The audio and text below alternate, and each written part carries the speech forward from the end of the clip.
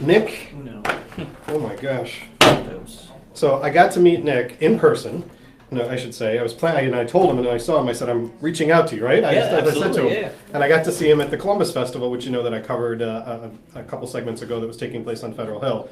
So I got laughed at because I was with one of my good friends, Keith Cochran, who was making these awesome bracelets up there, and he took me, he goes, we're going to get a beer, because he felt like it was a nice fall day, it was the Saturday, and I honestly had not had Foolproof before. So we went over, and you were packed. You were in front of Walter's space there. That's right, yeah. And it was packed with people out there. That Saturday was gorgeous. It was the one day that it was completely gorgeous. And I was asking him questions and talking, and next thing I know, my friend's like, he likes a light beer, and all of a sudden I got something that was unbelievable.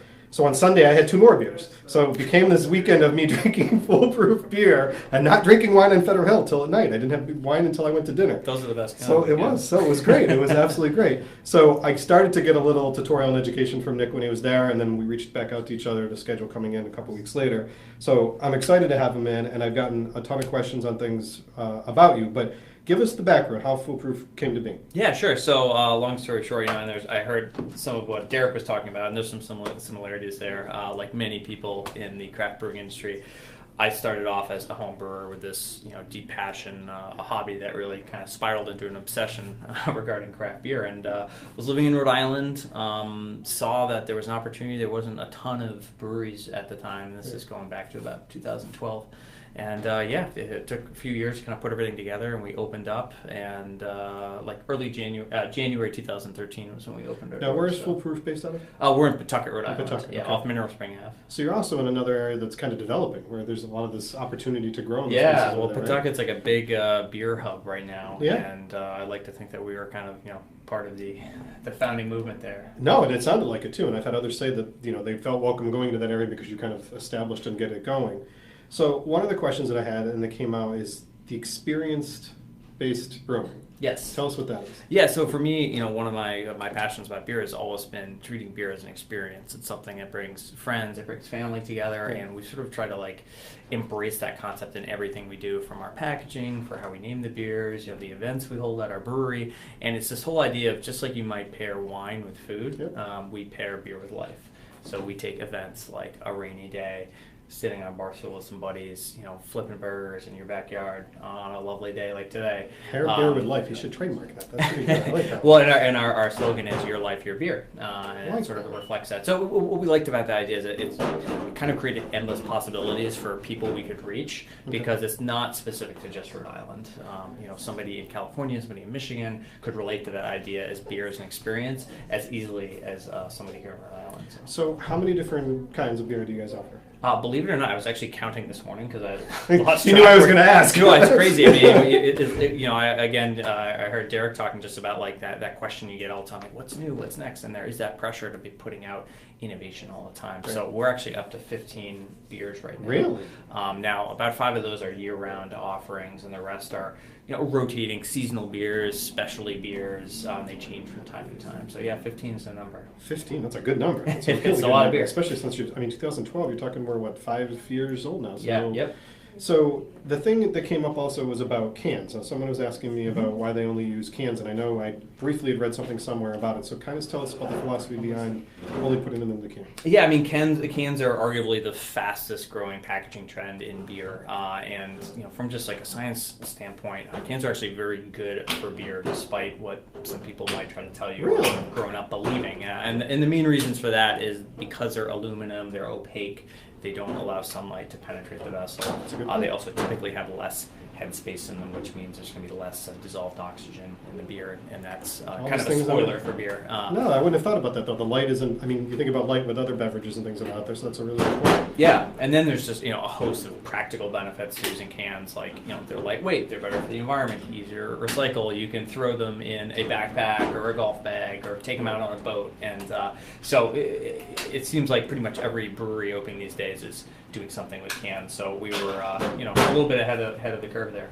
So I was in, I'm in there a lot, but I was in there probably right after Columbus Day. I was in Cafe Nova, one of my haunts, one of my spots that I hang out in, and someone offered me a beer, and it was Foolproof. So you're targeted Cafe Nova. Yes, we do.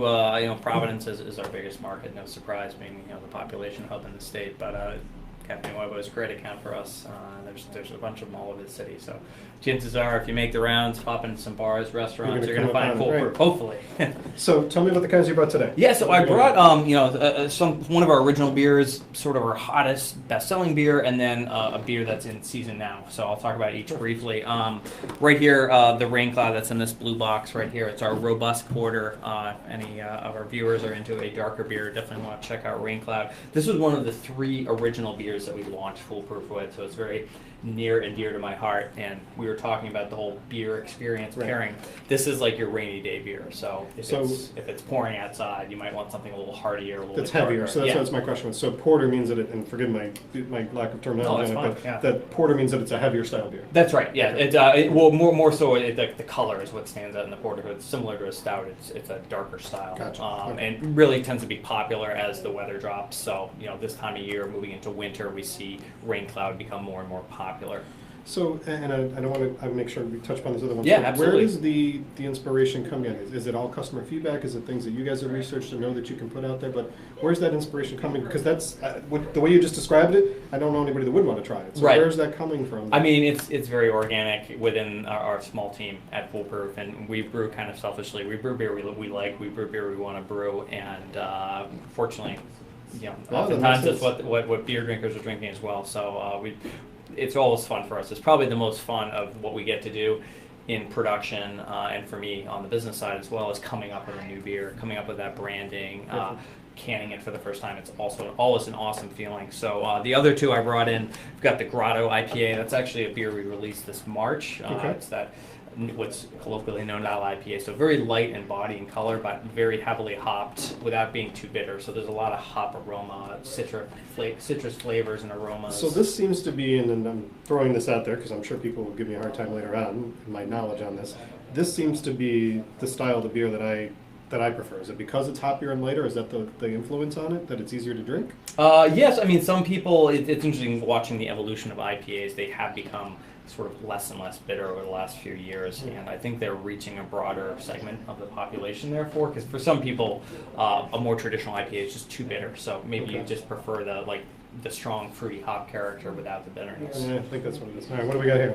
Federal Hill, so this is sort of our... That's the one I'll be trying. Is that the one you have? Let me try that one. So yeah, here's I've got a cold can right here as well. Slide this Federal back. Hill.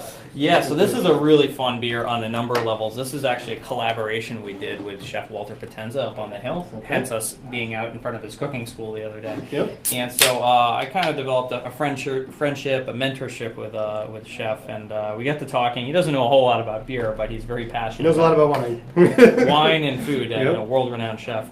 But he's very passionate about ingredients and quality, and so we were talking, and he mentioned how much he loved blood orange and saffron, and so I was like, well, we can make a beer with that.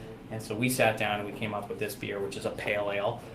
It's also, like the Grotto, has a lot of aromatic hops in it, in addition to the blood orange. And I find those hops just complement the blood orange very well, and then you get the subtle note of saffron as well. So this is really one of our fall seasonal beers, and very popular. So it's really you can have good. that. Thank you. That's fantastic.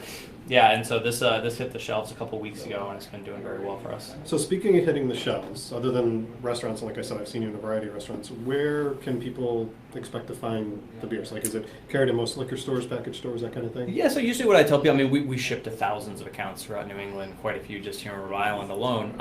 If there is a good liquor store near you that carries quality craft beer, there's a very, very good chance that they already have Foolproof. And you know what, if they don't, you can always go in there and ask them to order it, and they'll bring it in. So now, tours, tastings happen? Yeah, so we do a lot of events, public tastings, public tours right at the brewery off Mineral Spring Ave. So our hours are open Thursday through Sunday. Thursdays and Fridays are 4 to 7, and then Saturdays and Sundays are 1 to 6. We also do all types of really fun events. We've got a big event coming up next Friday, a haunted brewery ball and pig roast. Our first pig roast at Foolproof, so definitely check out that. That's next Sunday. Next Friday. Next Friday, okay, so yes. the weekend before So Halloween. I apologize. It's I'm sorry. okay. Next Saturday, October 28th. Okay, so next Saturday, that's something we'll make sure we highlight for you, because that's an awesome thing. People are looking for Halloween events. I'm getting asked about them all the time.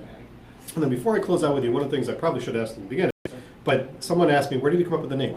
Yeah, great question. So Foolproof, if you kind of break down the word, first off, we have this Jester logo that you're going to see on, there it is on the glass right there. You're going to see on all of our packaging, our tap handles, our merchandise, and the Jester is the Fool. The Fool is all about having fun, having a good time, which is what we're about, and that's why people drink beer.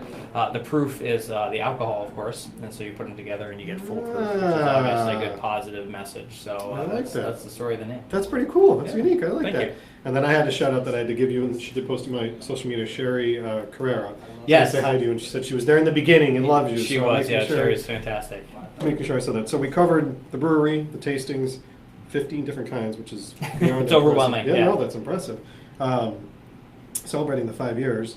Events. Now, one last question before I let you go on the event side of things. So you host your own events. Can people host their events at the brewery? Yeah, we do private events all the time, whether it's a nonprofit or just a private birthday party or a large corporation that wants to come in and do some team building. I just encourage people to check out our website, check out our social media. There's contact information. You can reach out to us and we'll set something up. So when they do that, so even when they go for the tastings, people can walk away with the product, right? They can purchase the product. Absolutely, yeah. They can purchase up to a case of beer to take home with them. Of course, have some beer to sample there as well. So Fantastic. I'm going to be finishing Federal Hill. You'll see me doing this as I get off the air. So this was fantastic. Really, really appreciate you taking the Thanks time. for having me in. Appreciate this it. was awesome. Federal Hill. That'll be a big picture we'll have up later. All right. Let's put this up.